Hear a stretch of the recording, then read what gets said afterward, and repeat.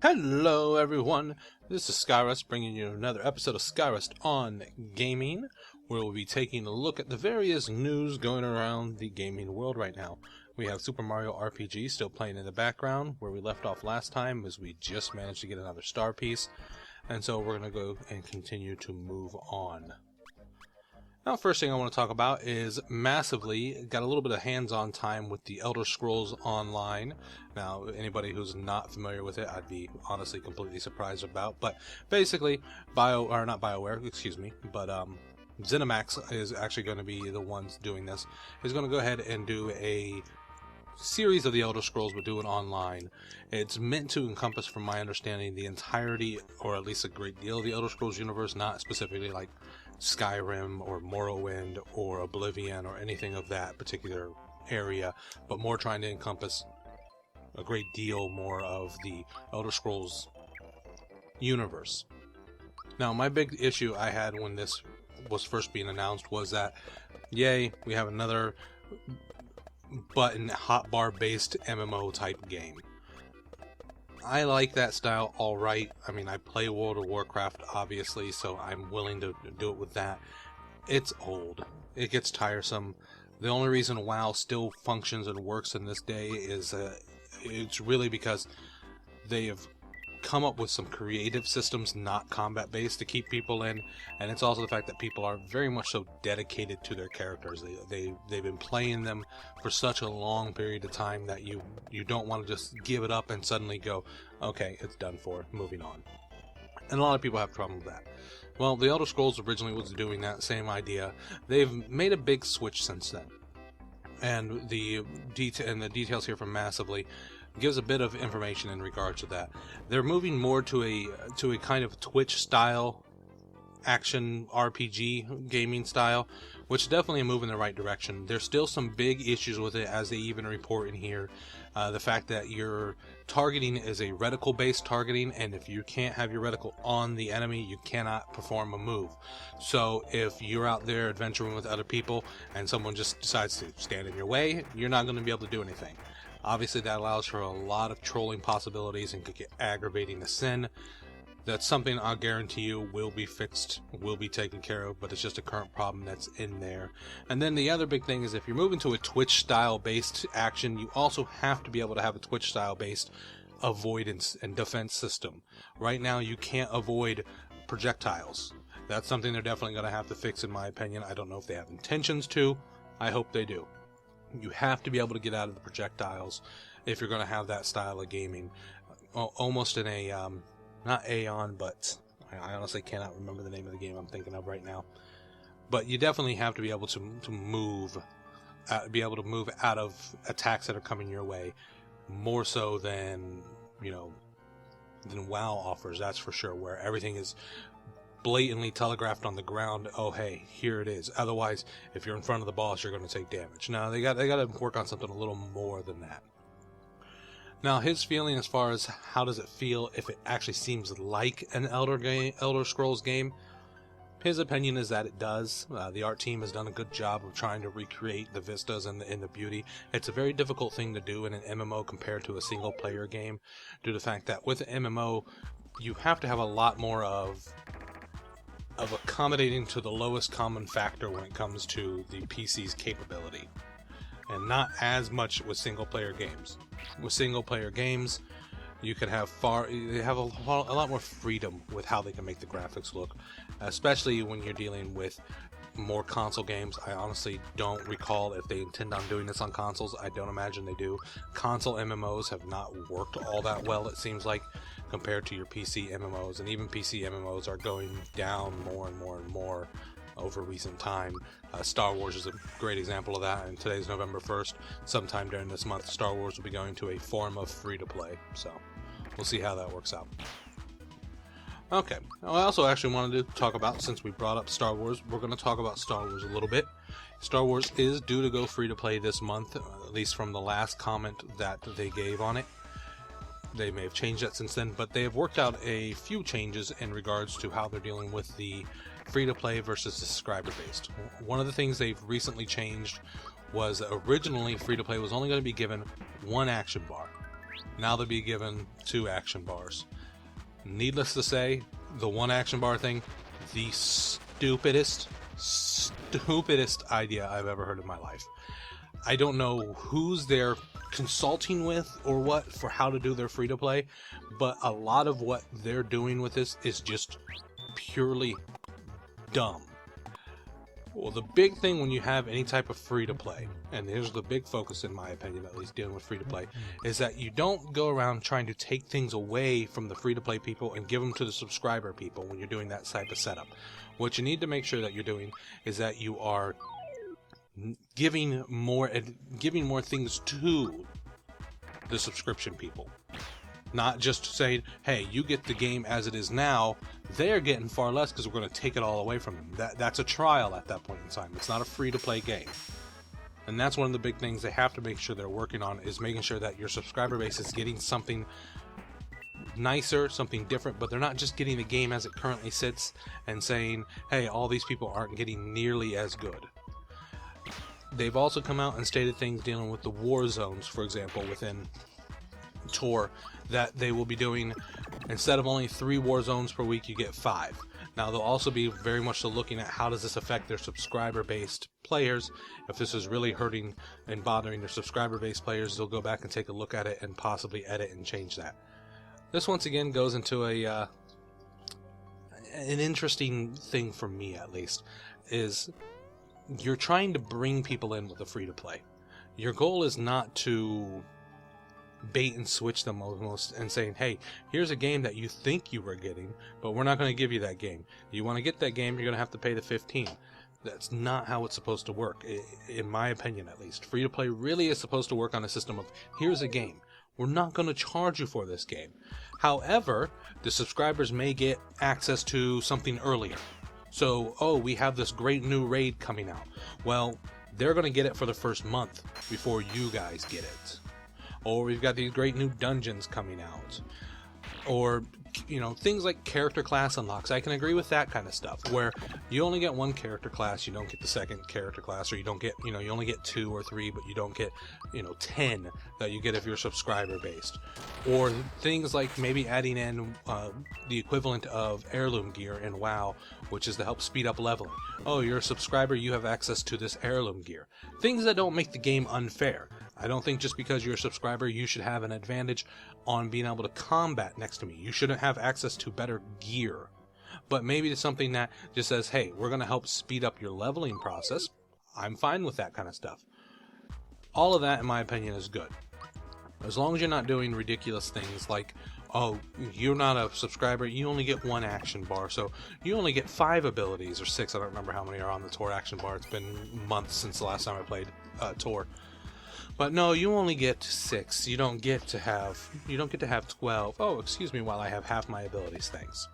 A horrible design thing.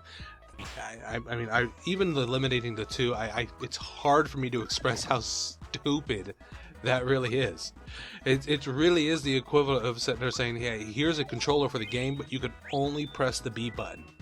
You're not allowed to have the X or the Y button or the A button. You only get the B button, and we'll give you the right trigger. Well, I can't play the game with the B button, the right trigger. Well, you can play some of the game, but I can't do much. Well, you got to do with what you want. Otherwise, if you want to go, it's $15. We'll let you have the rest of the buttons. It's stupid. When you're going to have someone come in, the idea of the free-to-play model is to bring people in, get them to look at your game, like your game, love your game, and then decide, you know what, this is good, I would like these added bonuses. It's not to get people to come in and sit there and say, hey, here's a horrible design, this game is going to frustrate the crap out of you because you can't play the game like any normal person wants to play the game. You're going to be driven up a wall. So, if you pay us $15, we'll make the game less horrible. No, because all that's going to happen is I'll sit there and I'll start playing that game and go, this game sucks. I don't want to play it. Especially when it's come to my type of gaming, I get really aggravated in a game if I don't get into the action or something somewhat quickly, which is really weird because I'm a big RPG player, but I want to be able to start doing some stuff, start fighting. I don't want to sit there through a 20 minutes worth of video and something of that nature right off the bat. I like getting into that stuff throughout the game, but not right off the bat. Great example of games that do that properly, Final Fantasy VI. You have a little bit of talking, you have the credits if you want to go through them, but then you start fighting. Then you go into some story. Whereas compared to something like Ocarina of Time, which I just recently replayed through, love Ocarina of Time, one of my favorite games of all time.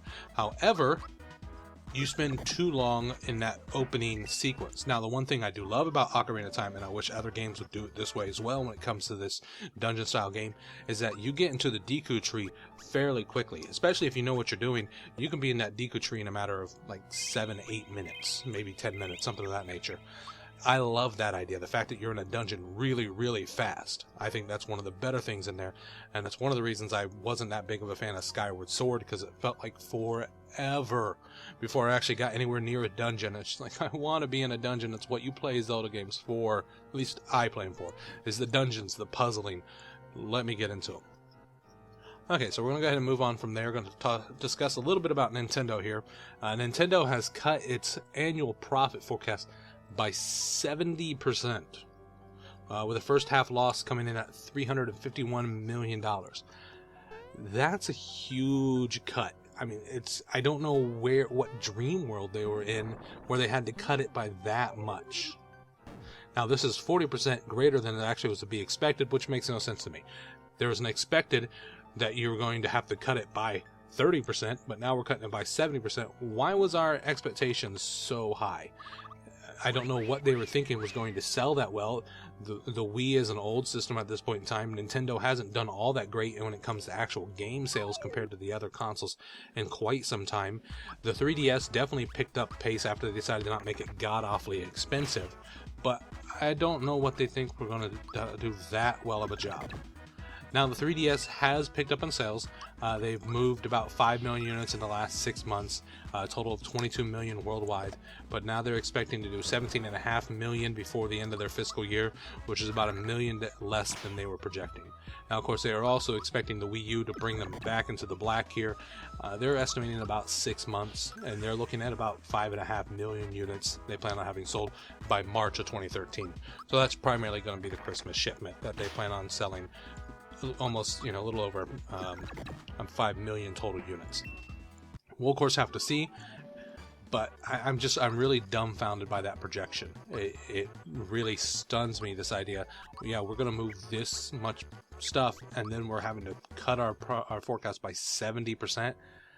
You were in a dream world then at that point in time, and I would really start to question who was making these projections that you could be this off. I mean, it really is.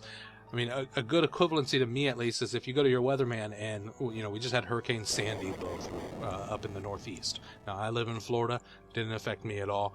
But Hurricane Sandy blows in. Hurricane Sandy was a Category 1. So Category 1, I want to say, is between 70 or 75 and about 100 miles an hour, somewhere in that range. Well, if they were 70% off, and instead of being around 100 miles an hour, it's 170 miles an hour. Yeah, that's a big difference. Or instead of being around 100 miles an hour, it's only 30 miles an hour. Well, you went from a hurricane to a thunderstorm. Or you go the other direction. You went from a Category 1 to unbelievable, incomprehensible destruction of a Category 5. 70% is a big, big thing. And it's, once again, same idea as if your boss say, hey, we projected how much we're going to pay you by 70% too much. So we're sorry about that, but instead of you getting $50,000 in pay this year, you're only going to get about $15,000. Yeah, that wouldn't fly all that well for you. And last thing I want to go ahead and go over today is going to be with Assassin's Creed 3, which I've done a little bit of playing with. I've enjoyed it so far. Is the Expose Benedict Arnold DLC, which is exclusively on the PS3. It's not that I really want to discuss so much about the PS3 or about the game itself or even about the DLC. It's more of dealing with an exclusive to one console DLC. I don't in any way like that. I understand doing exclusive in games sometimes. Obviously, if Microsoft, who owns the studios that are making Halo 4, says, hey, we're only going to release it on the Xbox 360, Understandable. Wish they would release it on the PC as well. I'd prefer it on the PC. My PC is exceptionally more powerful than the Xbox 360 is. I could make it look a lot prettier on my system. And plus, I just like playing things on my PC anyway. I like being able to mod things. You got far more ability to play around with things on a PC than you do on any type of the consoles. But that's their prerogative. They own the game. I can understand that. And it's also the prerogative for Assassin's Creed 3 to only release something on the PS3. But I don't like when you start to force the segregation of your console users and your PC users, and even further. I'm not talking about console versus PC. I'm talking about each individual unit versus one another. When you start to force that exclusivity even further apart, start to separate them even more, all it does is once again encourage more of that argument and war.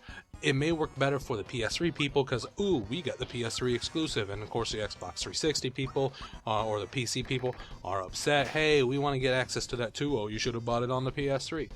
While this may work in PlayStation's advantage, saying, hey, we're going to drive more sales our way because we have this exclusive release on the PS3 that they don't have the other ones, I'm looking at more of from the gamer community as a whole than really dealing with just their business part. I don't care about their business part.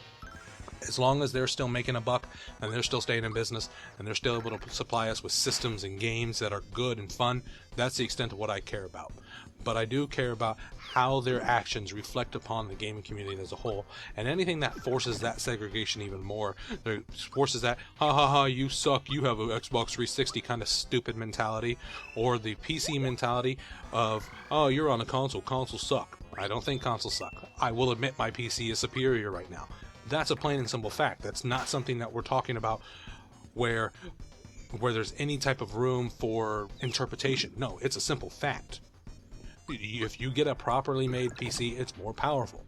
It doesn't mean it's better for gaming purposes by any means. It in no way infers that it's better for gaming purposes. It really just depends on what you're doing, what you have access to. Because yes, my PC costs a lot more than buying an Xbox 360 will right now. You can go pick up an Xbox 360 used for less than $200. So yeah, there's no question in regards to that. Even PS3s being expensive are not comparable. Now, of course, when the PS3 came out, it was also $600, $700 system, and I was selling them at the time. I worked for Circuit City. I was selling them mainly to people who wanted a Blu-ray player but didn't want to have to buy a Blu-ray player because they were $1,000 at the time. I don't like the exclusivity. I wish they'd stop doing that kind of stuff. Let's not force a bigger wedge and a separation to our gaming community than we have already created ourselves. Let's not give more fodder for the fire. Let's go ahead and actually try to join as a community for once, as insane as it says. And the idea that any of the game makers are going to try to force a wedge in between it by saying, hey, the PS3 decided Sony's going to give us enough money, so we only give it to them, not a fan of. Well, folks, that's going to do it for us today. I do thank you for watching. If you have any questions, comments, or concerns, go ahead and leave them in the comment section below. I do ask you to like and favorite the video. Otherwise, folks, keep on playing.